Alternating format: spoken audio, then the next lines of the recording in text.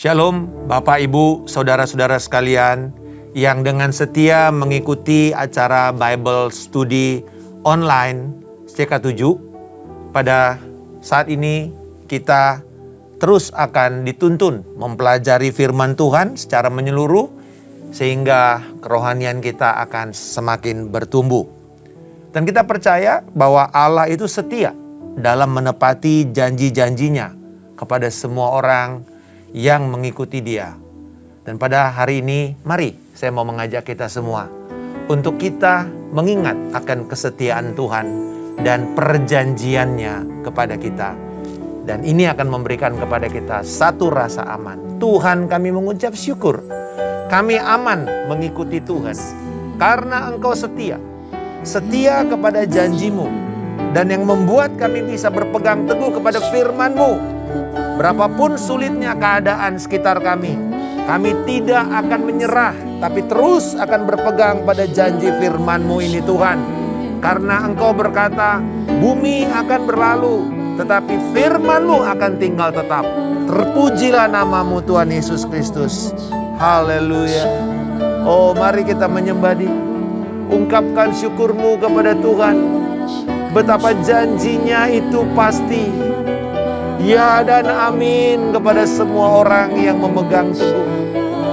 Oh, terpujilah Kau Tuhan atas kesetiaan janji-Mu, atas kesetiaan-Mu, atas umat-Mu. Haleluya. Ketika ku hadapi kehidupan ini, jalan mana yang harus ku pilih? Ku tahu ku tak mampu, ku tahu ku tak sanggup. Hanya Kau Tuhan tempat jawabanku. Sumber kami hanya Engkau. Aku pun tahu ku tak pernah sendiri. Engkau Allah yang menyertai kami. Sebab Engkau Allah yang menggendongku. Tangan-Mu membelaiku, cinta-Mu memuaskanku. Kau mengangkatku ke tempat yang Hari demi hari hidup kami akan semakin naik untuk memuliakan Tuhan. Janji-Mu seperti fajar pagi hari yang tiada pernah terlambat bersinar. Cinta-Mu seperti sungai yang mengalir, dan ku tak betapa dalam kasih-Mu.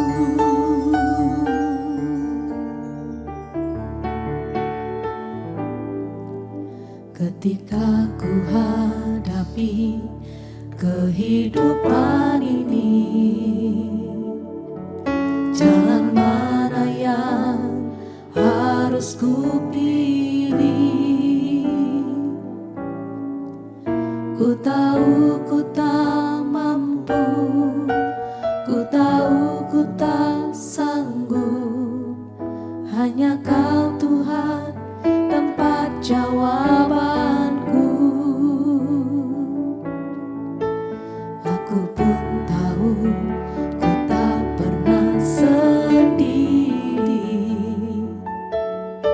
Sebab Engkau Allah yang menggendongku. Tangan-Mu membelaiku, Mari serahkan cinta-Mu hidupmu dan kepercayaanmu memuaskanku. hanya kepada Dia yang mampu menopang kita dan tidak pernah gagal untuk melindungi kita. Haleluya. Janji-Mu seperti fajar pagi hari yang tiada pernah terlambat bersinar.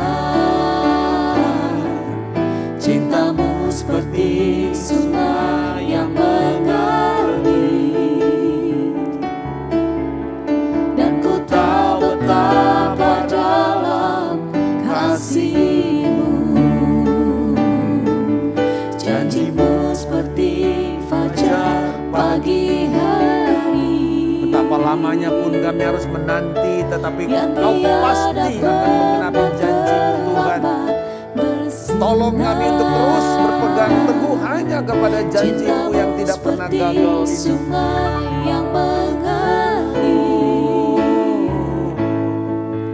dan ku tahu betapa dalam kasih-Mu. Janji-Mu seperti fajar pagi hari, yang tiada pernah terlambat bersinar. Cinta-Mu seperti sungai yang mengalir, dan ku tahu betapa dalam kasih-Mu. Janji-Mu seperti fajar pagi hari, yang tiada pernah terlambat bersinar. Cinta-Mu seperti sungai yang mengalir, dan ku tahu betapa dalam kasih-Mu. Dan ku tahu betapa dalam kasih-Mu.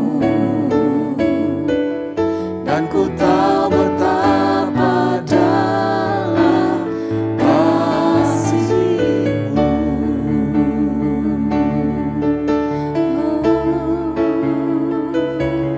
Kasih makasih Tuhan, janji-Mu yang Kau genapi. Kasih setia-Mu yang lebih dari hidup itu Tuhan, sedang Engkau berikan kepada kami yang saat ini menyaksikan, mengikuti bersama-sama Bible study ini Tuhan. Oh, jamalah kami, kuatkanlah kami untuk terus berpegang pada janji-Mu Tuhan, dan melihat Engkau Allah yang setia.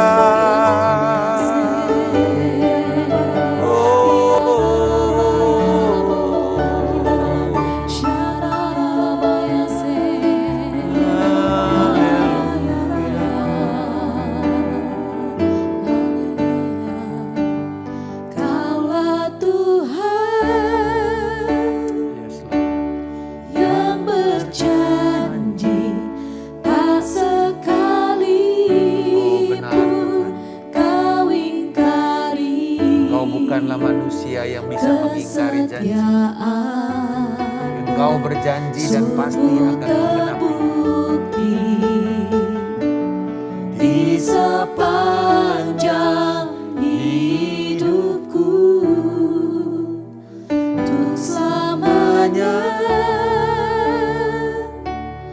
ku kan setia melayani, mengasihi-Mu.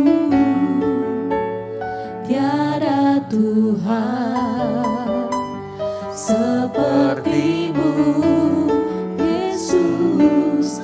Kau Allahku yang setia.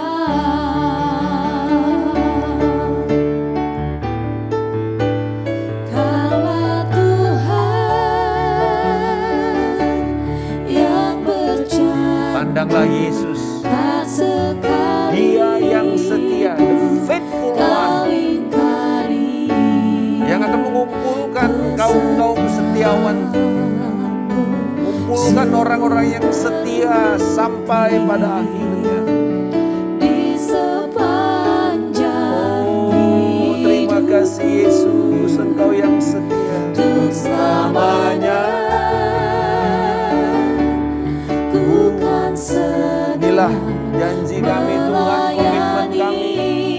mengasihi-Mu. Tiada Tuhan seperti-Mu, Yesus. Kau Allahku yang setia.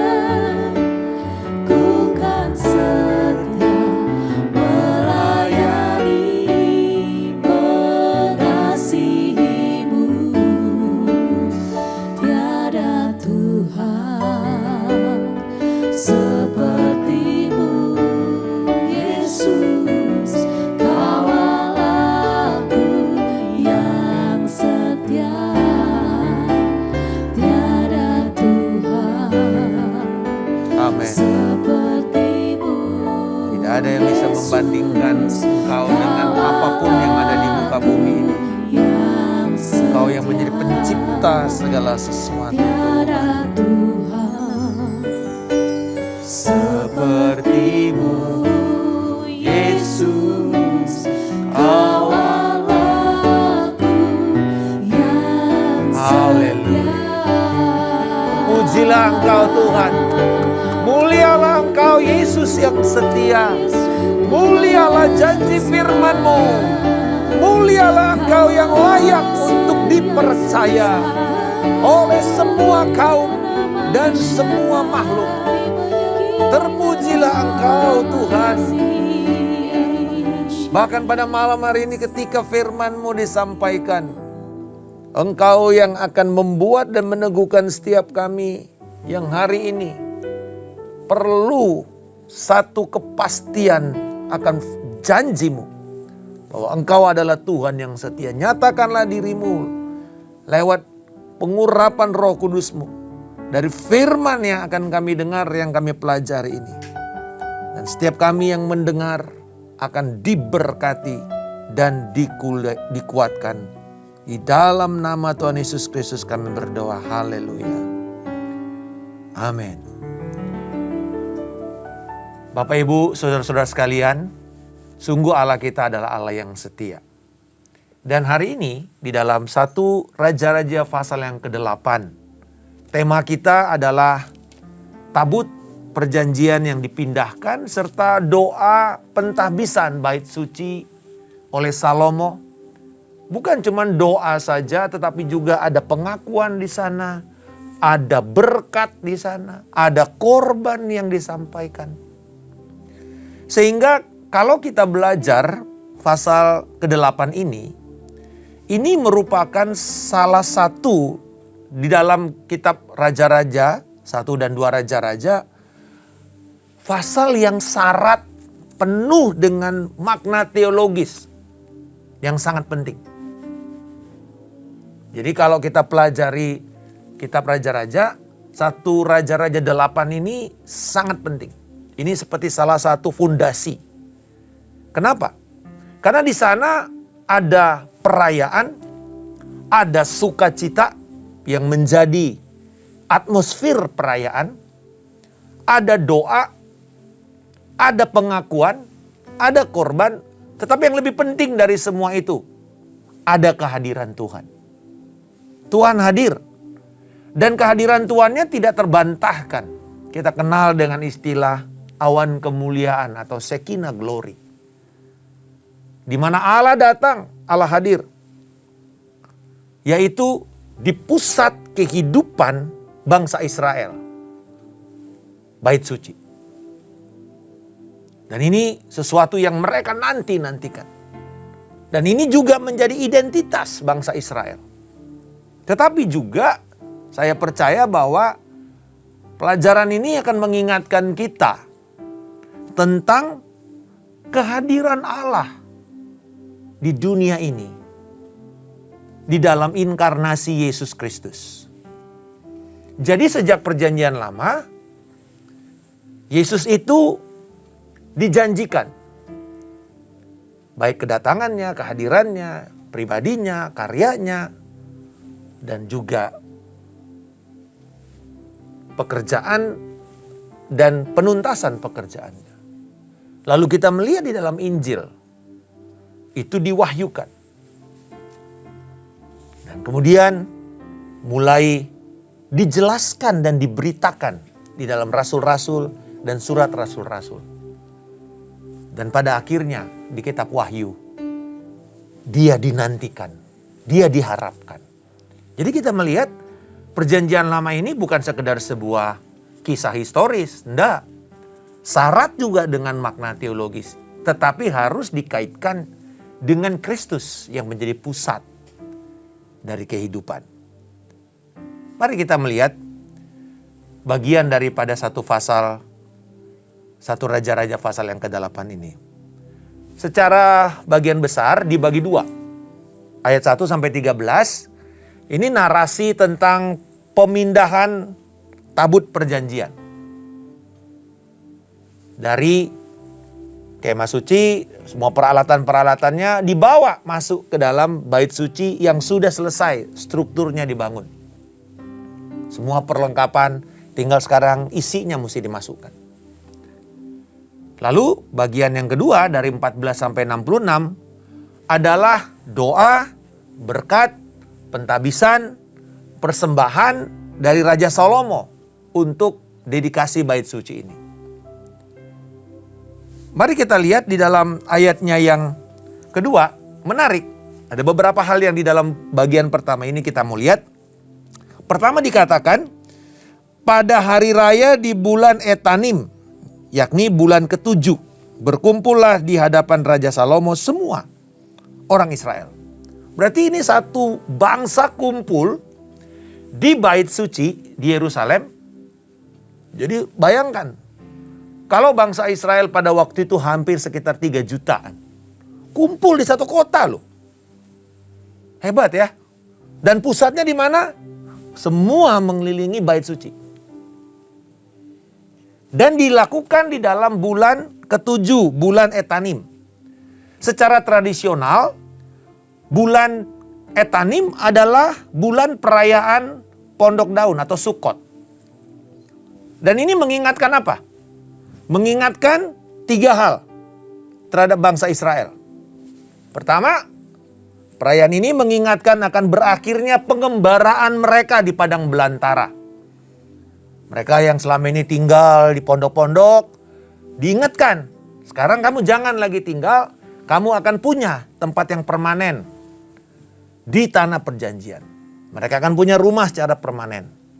Tetapi ini mengingatkan mereka akan temporary. Apa yang mereka lakukan di dalam pengembaraan itu hanyalah sementara. Yang kedua, perayaan ini mengingatkan juga tentang masuknya bangsa Israel ke tempat peristirahatan mereka, yaitu tanah perjanjian.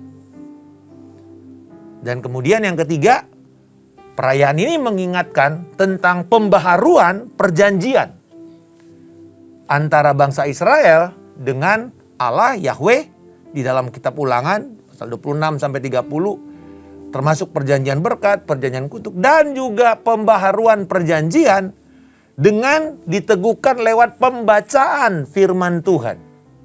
Jadi Sukkot itu penting, bukan cuma sekedar pengingat, tetapi juga pembaharuan. Jadi sebagai pemimpin, Salomo ini sangat strategis memilih waktu. Kita tahu ada sebuah ungkapan di dalam kepemimpinan, kalau kita melakukan hal yang benar dengan cara yang salah, maka yang terjadi biasanya bencana. Tapi kalau kita melakukan hal yang benar dengan waktu yang salah, terjadilah penolakan. Nah, Salomo pinter, dia harus memilih the right timing, waktu yang tepat.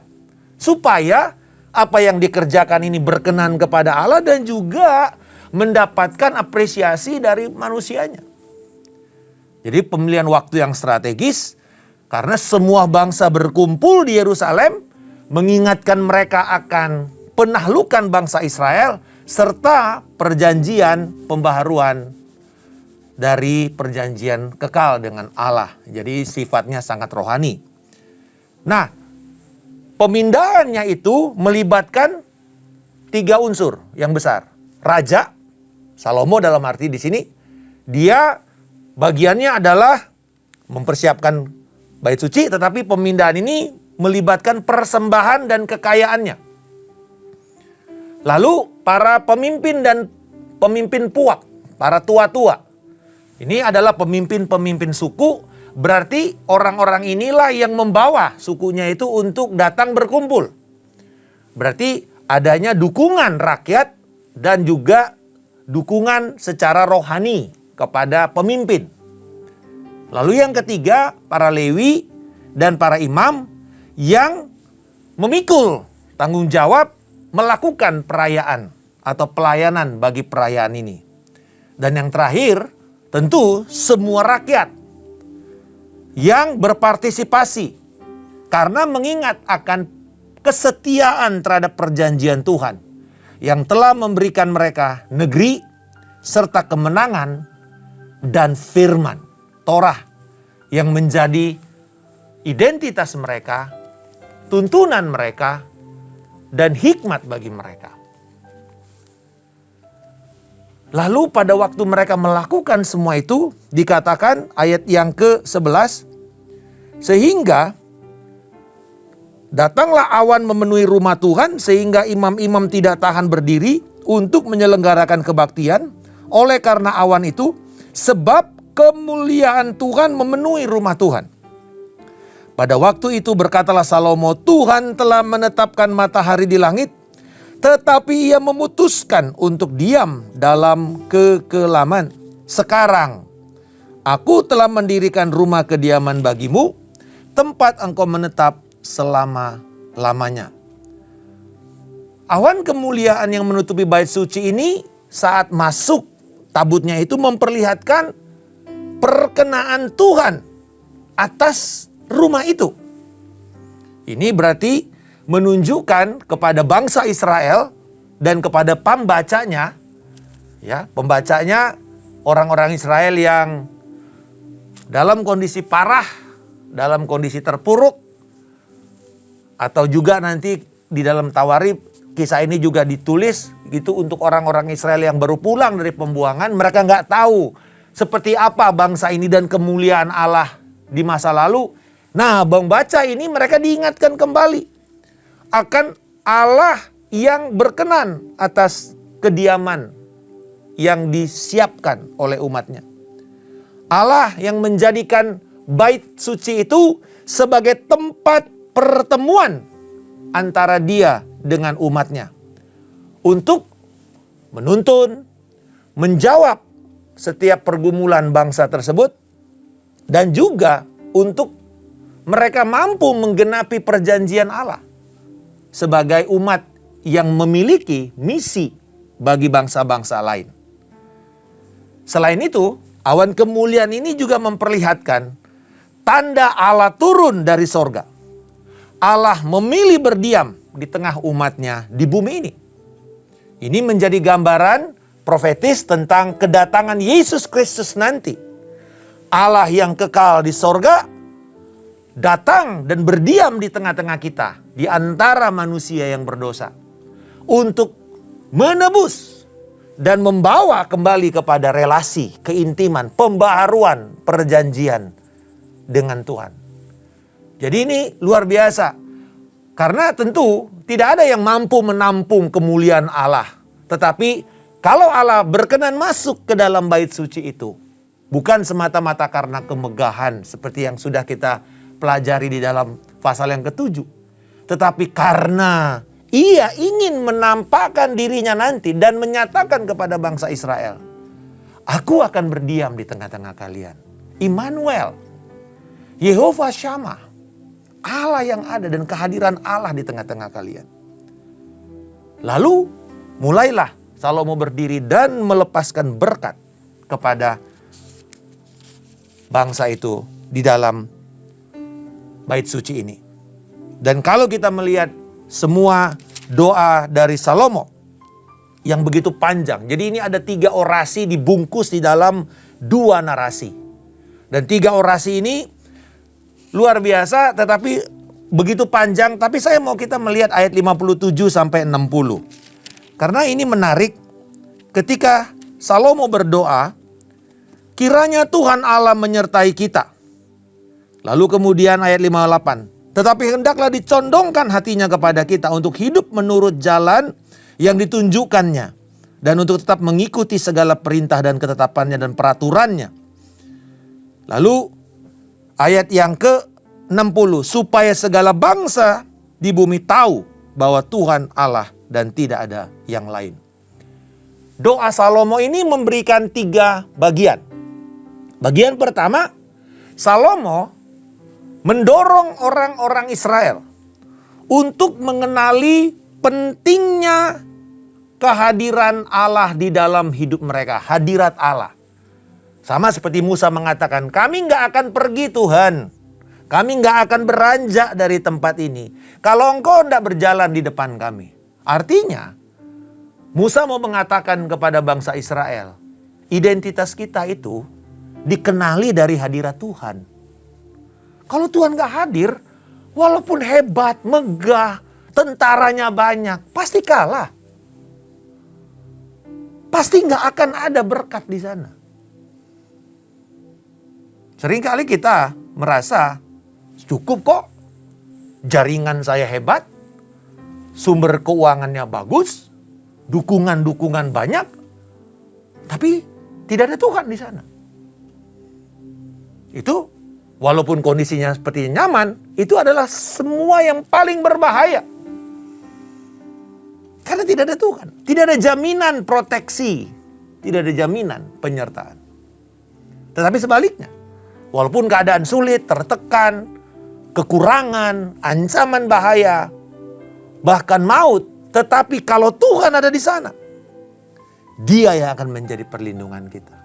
Jika Tuhan di pihak kita, siapakah lawan kita? Nah, ini kehadiran Tuhan pertama ini penting. The presence of God in their lives.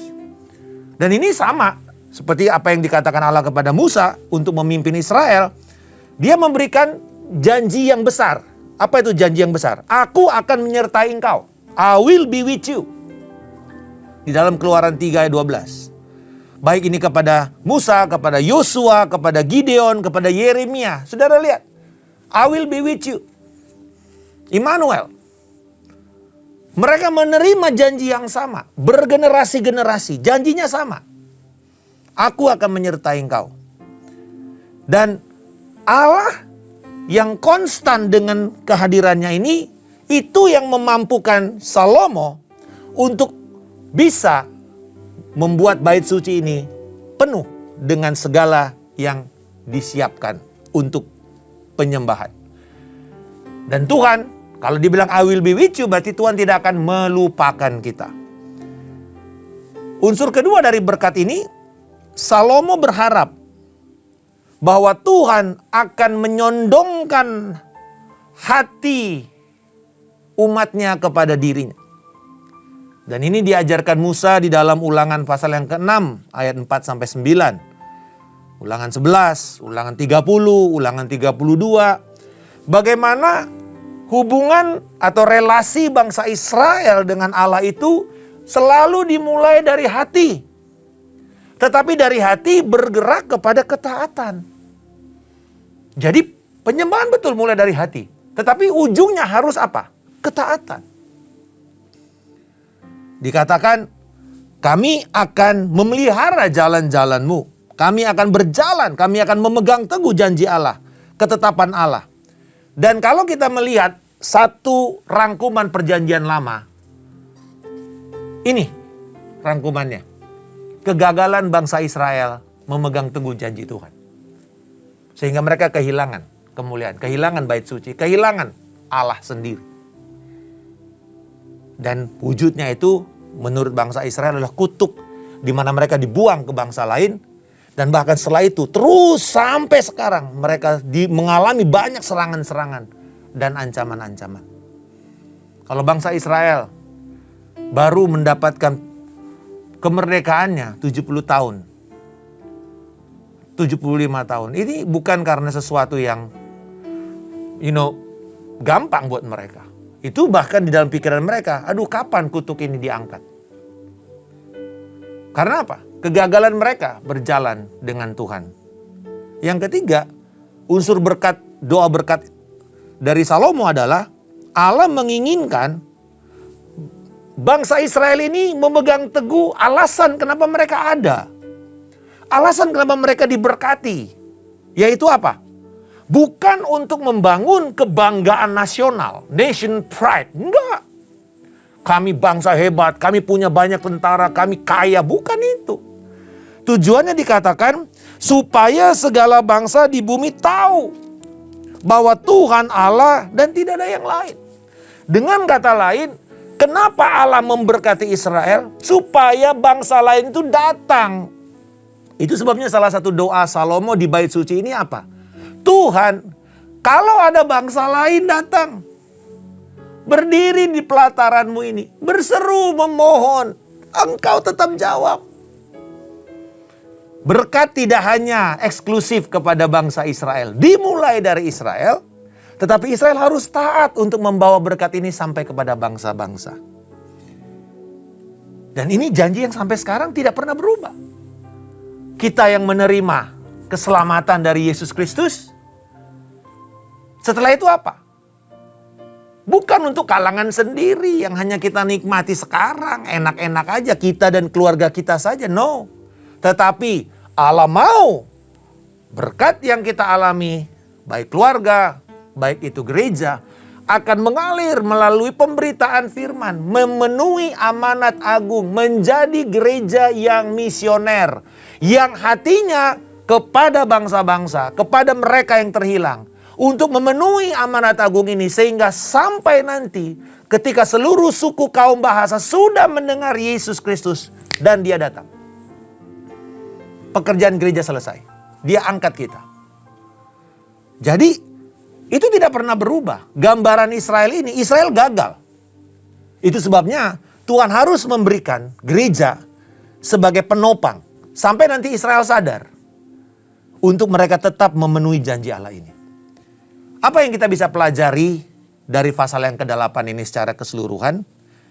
Pertama, perjanjian Allah itu bersifat pribadi dan terus-menerus. Kekinian.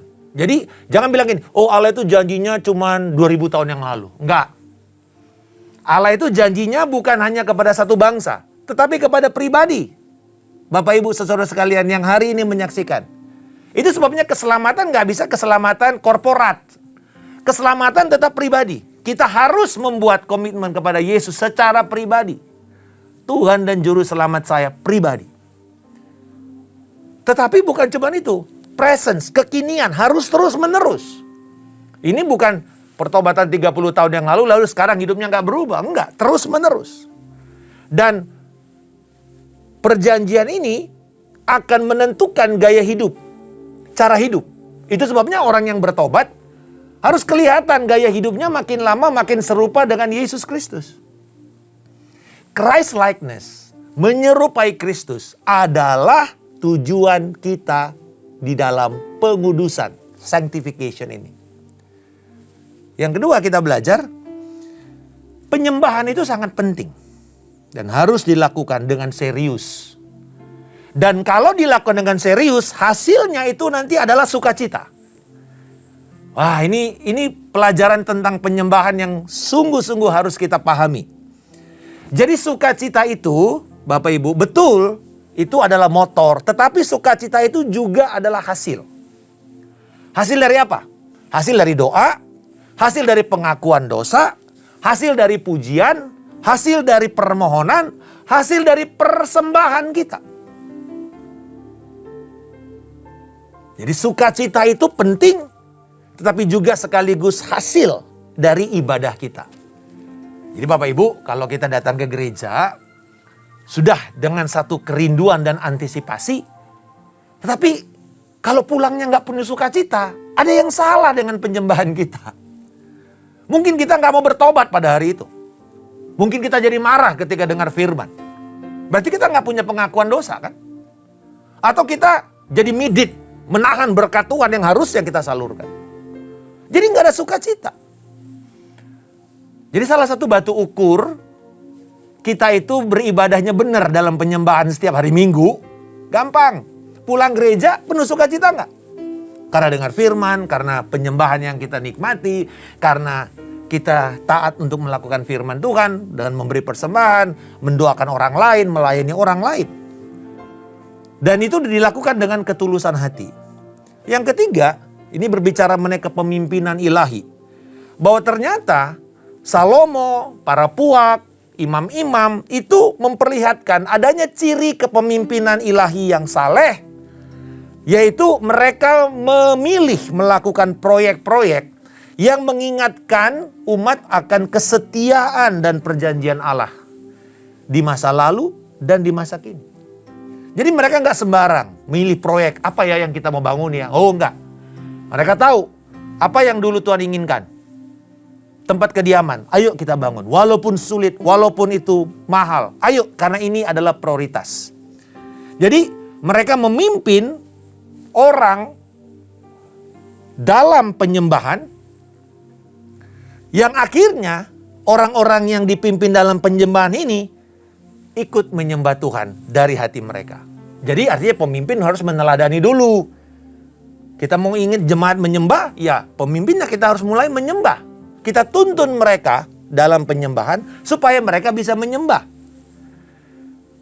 Kita mencari kehendak Tuhan, jawaban dari firman Tuhan, supaya nanti jemaat ikut mencari kehendak Allah untuk hidup mereka dan untuk apa yang mereka kerjakan untuk gereja. Jadi gaya kepemimpinan seperti ini akhirnya memperlihatkan satu komitmen yang tinggi kepada Allah dan kepada umat yang dipimpin. Saya berdoa pada setiap saudara yang belajar pada hari ini, mari baca lagi, mari renungkan lagi, karena ini terlalu panjang untuk kita bisa sampaikan dalam waktu yang singkat, terlalu dalam. Tapi ada begitu banyak hal-hal yang bisa kita lihat. Tapi dalam kesimpulan tadi, saya berusaha untuk merangkum semua itu dan kita bisa bawa pulang sebagai langkah-langkah praktis. Mari setiap hari Minggu kalau kita datang beribadah, kita datang dengan doa, pujian, dengan komitmen kepada firman, pengakuan dosa, persembahan, dan kita uji apakah kemudian ibadah kita itu berkenan adalah apakah kita menikmati dengan penuh sukacita. Apakah sukacita menjadi hasil? Dan sukacita itu kan kekuatan. Kalau kita pulang dari ibadah dengan penuh sukacita, saya percaya bahwa ini akan terjalin sepanjang minggu itu. Apalagi kalau kita setiap fajar, doa fajar, kita terus berdoa dan membangun penyembahan kita. Setiap hari kita punya sumber sukacita. Di dalam Yesaya 12 ayat 3 dikatakan, kiranya mereka menimba dari sumur keselamatan dengan sukacita. Yesus Kristus adalah sumur keselamatan kita. Dan kita menimba kuasa keselamatan itu, kesembuhan, pemulihan itu dengan sukacita yang dari Tuhan. Bapa, kami bersyukur untuk kebenaran firman-Mu. Dan biarlah Tuhan kami menjadi penyembah-penyembah dalam perjanjian kekal Allah. Dan penyembah yang menghasilkan sukacita.